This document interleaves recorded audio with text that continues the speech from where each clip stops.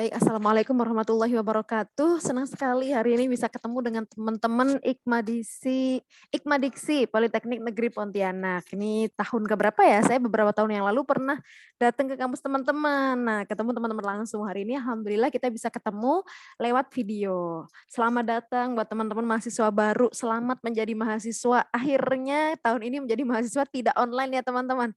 Teman-teman bisa ketemu langsung dengan teman-teman yang lain.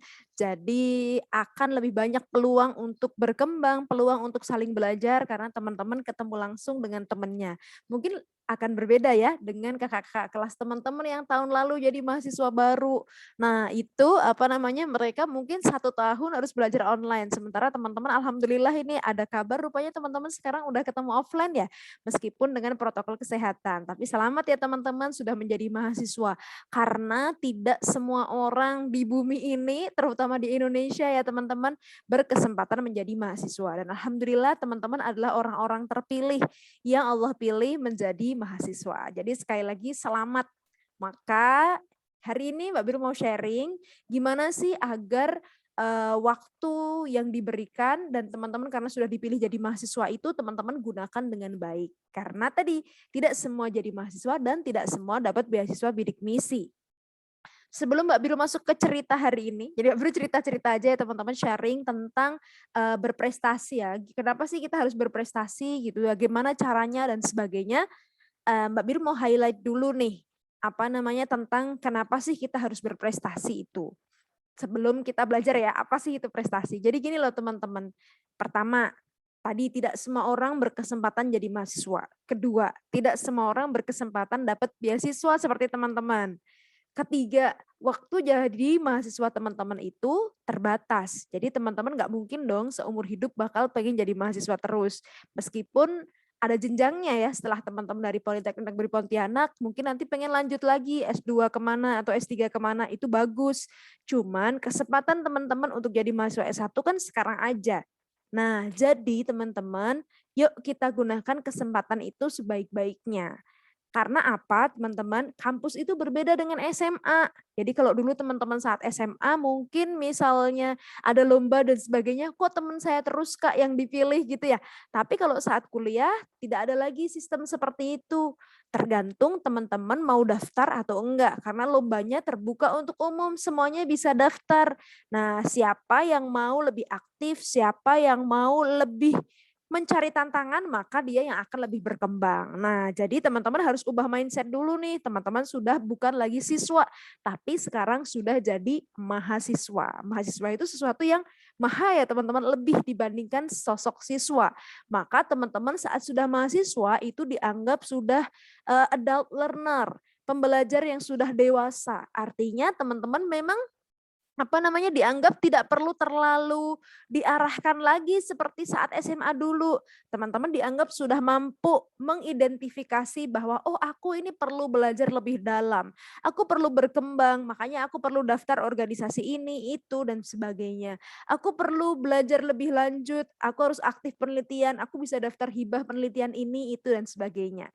Jadi dosen teman-teman, pengajar teman-teman itu adalah fasilitator. Fasilitator itu apa? Orang yang meng-guide teman-teman, meng-guidance teman-teman jika teman-teman itu bingung misalnya, aduh aku harus seperti apa? Nah teman-teman bertanya, tapi selebihnya teman-teman akan berusaha mencari informasi sendiri. Karena sekarang teman-teman ada internet ya, jadi tidak ada batasan informasi lagi. Selama teman-teman ada internet, maka dunia itu terbuka buat teman-teman. Mau ada kompetisi di Inggris kayak di mana, selama teman-teman bisa mengakses informasinya, memenuhi syaratnya, maka teman-teman bisa apply kesempatan itu. Jadi itu ya teman-teman, kesempatannya sekarang sudah terbuka dan banyak banget teman-teman peluang yang hanya bisa diperoleh saat teman-teman berstatus mahasiswa.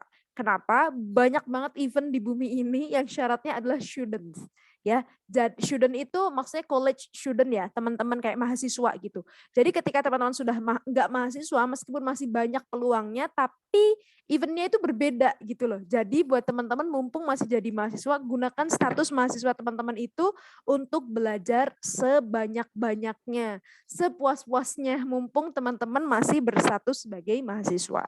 Kok Mbak Biru bisa bilang gitu ya? Karena Mbak Biru pernah merasakan status bukan jadi mahasiswa lagi ya teman-teman, sudah lulus.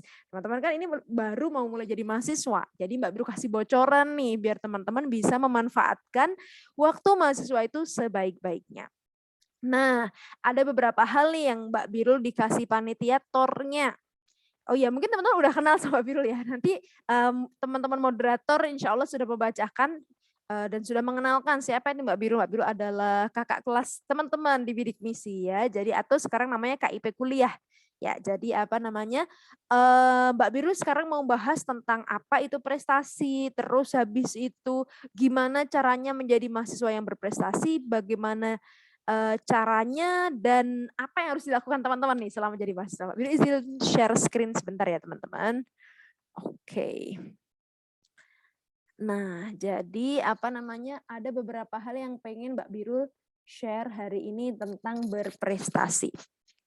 Oh iya, sebelum Mbak Biru masuk ke sini, Mbak Biru inget deh, beberapa waktu yang lalu ada yang nanya ke Mbak Biru nih, pas seminar kayak gini, ada yang tanya, Mbak kalau kita dapat beasiswa kayak gini kan kayak dituntut tuh harus IPK-nya sekian, harus ikut PKM, kalau di Politeknik Negeri Pontianak kayaknya harus ikut kegiatan apa gitu ya, wajib. Waktu itu Mbak Biru pernah ketemu kemahasiswaan yang bagian penanggung jawab buat beasiswa KIP kuliah. Nah, kenapa sih Mbak kok kita diharuskan buat begini, begitu dan sebagainya, sementara teman-teman kita yang lain yang nggak dapat beasiswa kayaknya bebas-bebas aja gitu ya teman-teman. Jadi kata apa namanya adiknya tadi yang bertanya, dia bertanya, Kak gimana ya caranya agar tuntutan berprestasi, tuntutan untuk lebih aktif dari pemberi beasiswa itu tidak menjadi beban bagi kita. Waduh, jadi berprestasi itu beban atau justru itu tantangan dan peluang untuk berkembang? Nah itu teman-teman yang perlu luruskan ya teman-teman.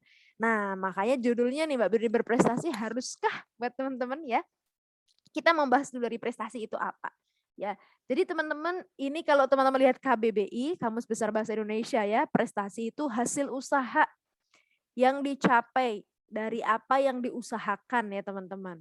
Jadi artinya nggak ada prestasi itu yang datang mak jreng ya tiba-tiba apa ya tanpa ada usaha tapi teman-teman tiba-tiba pengen dapat itu.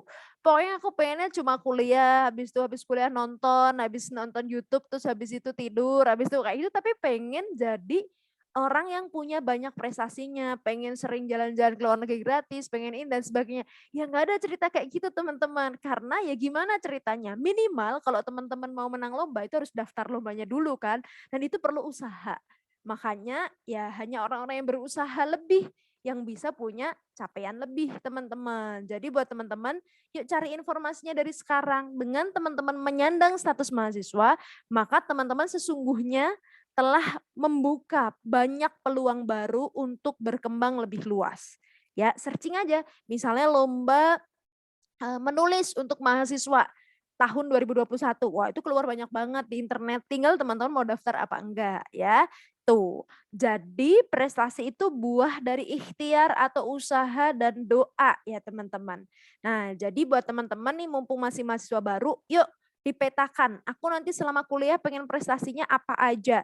Terus teman-teman berusaha ke sana. Misalnya, aku nanti pengen selama kuliah itu punya banyak riset, penelitian di bidang inovasi dan teknologi. Karena teman-teman kan di Politeknik ya, banyak yang berhubungan dengan teknologi misalnya.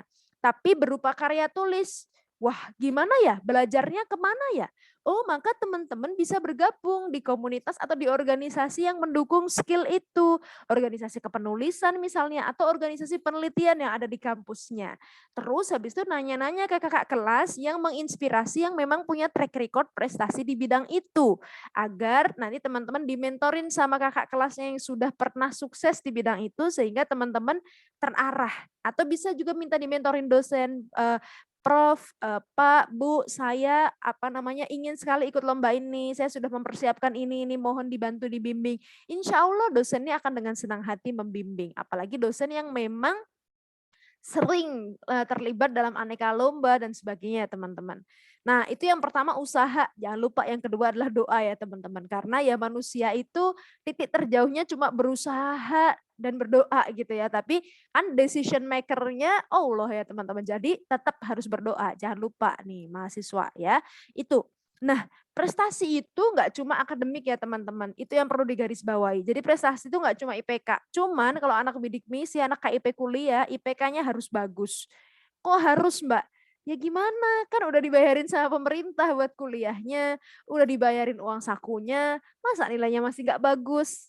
Apa namanya, kalau Mbak Biru dulu prinsipnya kenapa harus bagus meskipun tanpa dituntut standar yang tinggi, kan teman-teman standar dari kampus berapa? Yang apa namanya, IPK, KIP kuliah kan cuma 3, sekitar 3 ya teman-teman. Itu kan nggak terlalu tinggi amat tuh IPK 3. Nah Mbak Biru bikin standar sendiri, oh aku harus cum laude misalnya. Ya kenapa sih? Kok kita bikin standar sendiri yang lebih tinggi dari standar yang ditetapkan? Karena kita ingin lebih dari yang lain teman-teman, karena cita-cita kita mau melejit lebih tinggi. Maka teman-teman harus punya target yang lebih tinggi dari sekedar standar. Ya, tuh akademiknya wajib bagus kalau penerima beasiswa ya. Terus yang kedua, ada prestasi lain yang non akademik. Misalnya organisasi, teman-teman jadi ketua BEM, jadi ketua IKMA Diksi, atau jadi ketua himpunan misalnya. Nah, atau di bidang yang lain, misalnya seni, olahraga, agama, misalnya teman-teman hafidz Quran atau sering lomba MTQ. Mbak Biru pernah ketemu ada seorang anak ya, mahasiswa gitu, ngisi bareng sama Mbak Biru, IPK-nya kebetulan nggak terlalu bagus. Kebetulan nggak terlalu bagus karena emang anaknya ini secara akademik kurang gitu. Tapi dia di hal lain, dia tahu bahwa aku punya kelebihan di bidang lain. Itu yang harus teman-teman yakini ya, bahwa setiap orang itu unik, pasti ada yang lebih di dirinya dibandingkan dengan yang lain. Makanya yang tadi mahasiswa tadi tahu bahwa akademiknya dia memang dia udah berusaha sungguh-sungguh tapi emang sejauh itu titik yang bisa dia lakukan gitu. Tapi dia sadar aku punya cara yang lain kok untuk berkembang. Dia ahli olahraga teman-teman dan gak main-main. Dia sampai waktu itu ke final ke Asian Games. Jadi apa namanya, ya itu nggak apa-apa gitu. Maksudnya ada cara lain untuk berprestasi. Jadi artinya lingkup prestasi itu nggak sekedar di akademik tapi bisa di non akademik. Cuman tadi ya buat anak-anak beasiswa akademik itu wajib bagus. Nah, jadi teman-teman, dengan teman-teman berprestasi itu sesungguhnya teman-teman sedang menantang diri, memaparkan diri dengan aneka kesulitan. Dan itu bagus, itu yang membuat teman-teman berkembang. Karena kalau teman-teman cuma gitu-gitu aja, nggak ada tantangan dalam hidupnya, ya teman-teman tidak pernah belajar, teman-teman tidak pernah tumbuh gitu loh. Jadi ketika teman-teman memaksakan diri ikut lomba ini, itu, ikut organisasi dan sebagainya, itu teman-teman sedang menantang diri untuk berkembang lebih tinggi gitu ya. Memang pada prosesnya sulit. Mbak, aku kan misalnya teman-teman yang lain yang nggak ikut organisasi kan pulang sekolah kayak pulang sekolah, pulang kuliah langsung enak duduk-duduk gitu ya. Kok aku harus begini dan sebagainya. Lah itu konsekuensi ya teman-teman, konsekuensi. Memang lebih sulit, kita effortnya harus lebih. Tapi ingat karena kita punya cita-cita yang lebih. Ya pengorbanannya harus lebih ya teman-teman. Tuh. Oke, Mbak manfaatnya apa kalau berprestasi? Banyak manfaatnya ya teman-teman. Manfaatnya yang pertama learner minded, iklim belajar. Biasanya kalau teman-teman udah sering lomba itu akan ketemu dengan lingkaran orang-orang yang sama, yang senang berprestasi juga. Orang yang senang berprestasi biasanya senang belajar. Dia suka dengan challenge hal-hal yang baru. Oh, ada informasi, oh ada lomba karya tulis tentang ini. Oh, kita bikin yuk tentang ini. Oh, kita begini yuk. Nah, jadi ingin belajar lebih. Kenapa ya ini bisa begini? Diajarin dosen misalnya tentang cara bikin apa. Terus kok kenapa ya caranya begitu? Emang nggak bisa ya dengan cara yang lain? Terus akhirnya teman-teman melakukan penelitian, punya rasa ingin tahu yang tinggi. Nah, itu tuh yang pertama. Yang kedua better coping management. Jadi teman-teman yang biasa sering ikut kompetisi itu biasanya udah sering banget gagal dan sebagainya. Jadi akhirnya teman-teman biasa aja gitu kalau misalnya mendapatkan momen lagi kurang berhasil atau seperti apa. Jadi itu kalau dalam bahasa psikologi atau bahasa kesehatan namanya coping. Kemampuan bertahan saat di situasi yang kurang kurang mendukung ya teman-teman. Itu. Yang berikutnya adalah positive circle. Positive circle itu teman-teman yang positif ya. Maksudnya insya Allah kalau teman-teman yang udah sering kompetisi dan sebagainya itu kayak nggak sempet lagi yang aneh-aneh. Aneh-aneh itu kayak ngapain? Kayak misalnya teman-teman nongkrong-nongkrong nggak jelas, terus habis itu mabuk-mabukan, pokoknya yang hal-hal yang nggak penting yang tidak menjadi ciri khas seorang mahasiswa. Itu kayaknya nggak sempet banget karena fokus untuk berkarya, fokus untuk berinovasi. Kalau waktu teman-teman itu habis dipakai untuk hal-hal yang produktif, maka hal-hal yang non produktif itu nggak punya ruang lagi untuk ada di diri teman-teman, ya. Terus yang terakhir, nah, prestasi yang teman-teman dapatkan selama kuliah itu akan berdampak nggak cuma selama kuliah teman-teman, tapi dampaknya itu prolong. Prolong itu berkepanjangan bahkan sampai teman-teman setelah kuliah nanti. Kenapa? Karena itu menjadi modal buat teman-teman, misalnya teman-teman pengen lanjut S2 nih. Oh, teman-teman nanti akan dilihat track record-nya. Oh, mau cari beasiswa nih.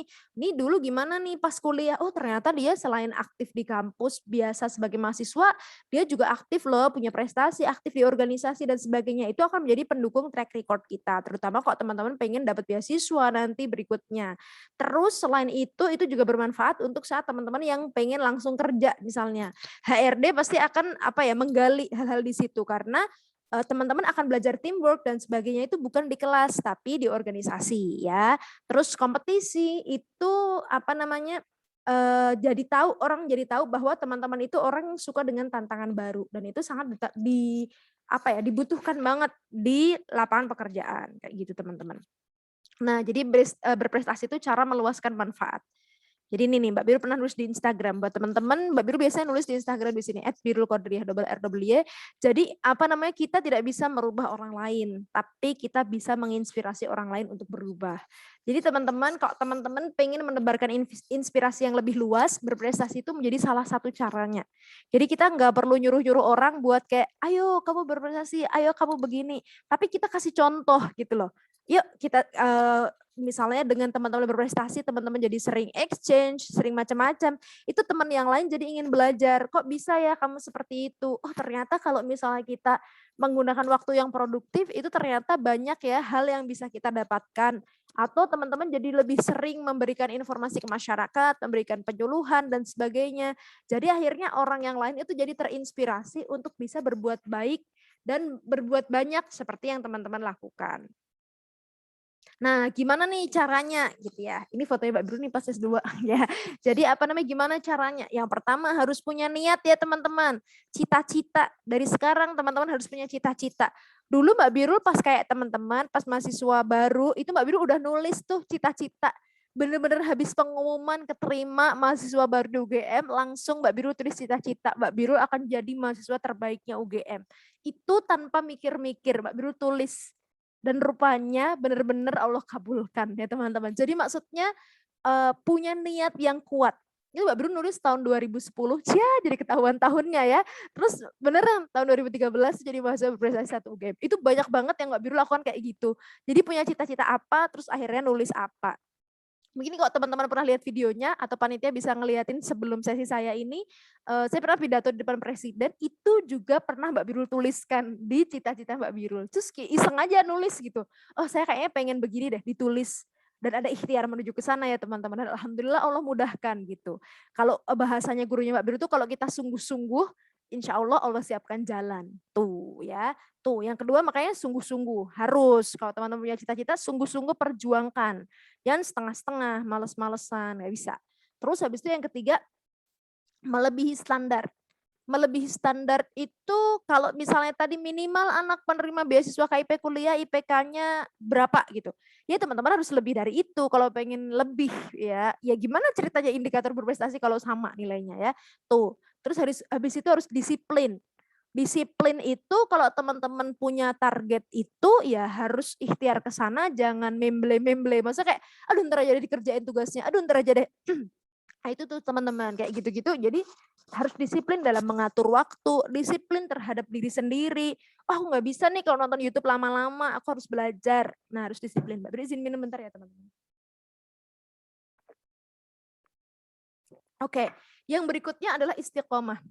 Istiqomah itu artinya apa sih teman-teman? Konsisten, terus menerus. Nah ini yang challenging ya teman-teman. bagaimana untuk memastikan usaha yang kita lakukan itu konsisten. Kadang-kadang kan teman-teman semangat, kadang-kadang enggak. Ya makanya penting punya circle tadi yang Mbak Belu ceritakan, punya teman yang mendukung kita untuk selalu produktif, untuk selalu dalam mood yang positif untuk berkarya. Tuh, terus yang terakhir adalah doa. Wah, ini pungkasan banget tapi kunci banget juga ya teman-teman. Dulu kalau Mbak Biru mau lomba tuh selalu minta doa ke orang tua sama ke guru-guru. Ya, jadi alhamdulillah jadi lebih dimudahkan gitu ya. Nah, terus Mbak, emang aku kayak ngerasa kayak gak ada potensi gitu deh. Teman-teman, kita itu semuanya lahir dengan modal yang sudah Allah berikan. Teman-teman punya otak. Sama kan semuanya punya otak. Masa mahasiswa nggak punya otak? Teman-teman punya otak, teman-teman punya mata, punya tangan, punya telinga, itu semua adalah alat yang sudah diberikan oleh Allah secara gratis buat teman-teman apa? Buat teman-teman kembangkan, gunakan sebanyak-banyaknya, gunakan sebaik-baiknya. Karena itu adalah alat yang bisa teman-teman miliki untuk berkembang. Teman-teman dengan modal mata itu bisa melakukan riset, dengan modal jari bisa mengetik karya tulis ilmiah macam-macam, dengan modal otak bisa mikir, dan tak kasih bocoran buat adik-adik semua, kerja dengan otak itu lebih apa ya, lebih value-nya lebih tinggi dibandingkan kerja dengan tenaga. Maksudnya gini teman-teman, karena teman-teman ini mahasiswa, contoh ya, gampangannya apa ya, teman-teman ngajar les privat, itu kan pakai otak ya. Pas teman-teman jadi mahasiswa, oh ngajar les privat sekali ngajar itu bisa 100.000 misalnya, 1 jam doang. Tapi teman-teman jaga toko seharian cuma 25.000. Karena yang satu kerjanya bukan otak tapi kerja fisik. Sedangkan yang satu kerja otak. Nah teman-teman ini udah punya otak semua. Jadi ayo kita gunakan fasilitas yang sudah diberikan Allah secara cuma-cuma itu untuk kita optimalkan. Untuk memberikan banyak manfaat. Untuk menciptakan banyak karya. Itu ya teman-teman. Nah, terakhir nih teman-teman, time management. Ini mahasiswa nih. Jadi apa namanya? Karena waktu teman-teman selama kuliah itu terbatas, maka teman-teman harus punya manajemen waktu yang bagus. Gimana caranya? Yang pertama, tahu kapasitas diri. Setiap orang berbeda. Nggak bisa disamain dengan Mbak Birul dengan teman-teman, nggak bisa. Karena emang beda teman-teman. Misalnya ada orang yang kalau belajar di malam hari itu lebih efektif dibandingkan di siang hari. Ya bisa. Ada yang berbeda lagi. Ada orang yang ikut 3 organisasi itu masih terhandle, dia masih bagus. Ada orang yang ikut 1 organisasi udah kelabakan. Jadi setiap orang kapasitasnya beda-beda. Kenali diri teman-teman. Itu yang pertama. Yang kedua, tahu prioritas. Teman-teman kuliah itu tujuan utamanya apa? Jangan sampai lalai. Saya Mbak aku kan dapat beasiswa, jadi akademinya harus bagus. Jangan sampai dengan ikut organisasi malah nilainya jadi jeblok. Tapi teman-teman yang perlu teman-teman highlight, kalau teman-teman ikut organisasi nilainya jadi jeblok, yang salah bukan organisasinya. Yang salah adalah teman-teman yang nggak berhasil memanajemen waktu dan tidak berhasil mengenali diri sendiri. Karena misalnya kebanyakan ikut organisasi, padahal tahu kapasitas dirinya tuh nggak bisa ikut banyak-banyak. Tuh, jadi kenali diri tadi penting ya. Terus punya agenda, mahasiswa jelas ya, harus jelas kegiatannya hari ini mau ngapain aja. Terus nggak mudah bilang iya, maksudnya gimana Mbak? Kayak mahasiswa baru biasanya kan kayak, "Dek kamu di organisasi ini, Dek kamu nanti bikin ini, Dek kamu di sana." Iya, iya, iya Kak. Akhirnya numpuk tugas banyak banget. Padahal waktunya terbatas, akhirnya nggak selesai semuanya. Nah itu teman-teman, kalau emang kita nggak bisa, kita bisa sampaikan. Tapi bukan berarti terus semuanya kita nggak bisa ya teman-teman. Kita bisa bilang, maaf Kak, sebenarnya saya mau menghandle ini, tapi kebetulan saya udah jadi ketua acara di organisasi ini. Jadi saya khawatir kalau di hari itu tidak bisa, misalnya kayak gitu. Terus tidak menunda-nunda ya teman-teman. Nah ini mahasiswa nih, deadline-nya masih seminggu lagi, ya ntar aja deh belajarnya. Itu ya jadi tuh. Dan yang terakhir yang penting banget, ketika teman-teman akan berkegiatan sesuatu, mikirlah apakah ini berdampak untuk masa depan saya. Jadi kayak kalau teman-teman apa namanya, eh ini nih misalnya diajak nongkrong sama temennya, ini ada hubungannya nggak ya dengan cita-citaku? Oh, aku kan nanti pengen bikin teater, bioskop, ya itu oke, ada hubungannya. Tapi kalau teman-teman cita-citanya pengen jadi engineer misalnya, terus nggak ada hubungannya dengan perbioskopan, penting nggak sih nonton ini di jam yang harusnya aku belajar misalnya? Nah itu teman-teman yang paling tahu. Terakhir, jadi intinya teman-teman, sejauh apa usaha teman-teman, ya sejauh itu yang akan teman-teman dapatkan. Maka kalau teman-teman ingin mendapatkan sesuatu yang melebihi teman-teman yang lain, maka harus dilebihkan ikhtiar dan doanya. Karena kuncinya nih ada pada kesungguhan dan ketekunan. Mbak Biru nulis di blog ya teman-teman, birusolihah.blogspot.com, terus di Instagram Mbak Biru @birulqadriyah. Nanti kalau teman-teman kan Mbak Biru nggak ada sesi tanya jawab, nanyanya bisa DM ke sini. Kasih tahu anak Ikma Diksi Polnep ya. Tuh, jadi ini nih teman-teman, pesan terakhir. Pastikan setiap jejak teman-teman itu bersejarah karena teman-teman jadi mahasiswa juga cuma sekali di di Politeknik Negeri Pontianak, maka ya udah jadikan itu sejarah terbaik yang bisa teman-teman jejakkan karena jejak teman-teman hari ini adalah sejarah teman-teman di masa nanti. Terima kasih teman-teman, senang sekali ketemu dengan teman-teman semuanya. Selamat belajar, selamat jadi mahasiswa, dan selamat mengukirkan sejarah di Politeknik Negeri Pontianak. Assalamualaikum warahmatullahi wabarakatuh.